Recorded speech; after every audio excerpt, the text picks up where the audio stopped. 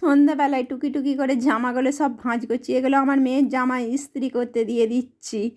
আর আমার মেয়ে কি বলছে জানি না, আমি হেসে যাচ্ছি, আমার মেয়ের সাথে হাসছি আর কাজ করছি। আর আলমারিটায় দেখো কতগুলো তাক বার করেছি, দেখতে পাচ্ছ কতটা ফাঁকা হয়ে গেছে, গুছিয়ে গুছিয়ে সব মালগুলো রেখেছি।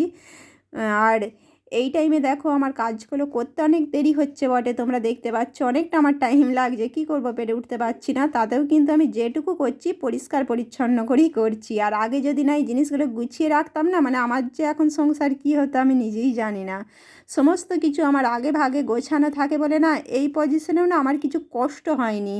যা হোক করে আমার মেয়ে একটা আমাকে তরকারি করে দিয়েছে, আর আমিও হাতে পাতে ভাতগুলো করে ফেলেছি, করে ফেলে চালিয়েটা নিতে পারছি। সেই কারণে দেখো সমস্ত জিনিসের জন্য কিন্তু আমাদের তৈরি থাকতে হয়, এইটাই হচ্ছে আমার কাছে একটা মানে বড় চ্যালেঞ্জও বলতে পারো, মোটিভেশন, যে এই অবস্থাতেও আমি রেডি।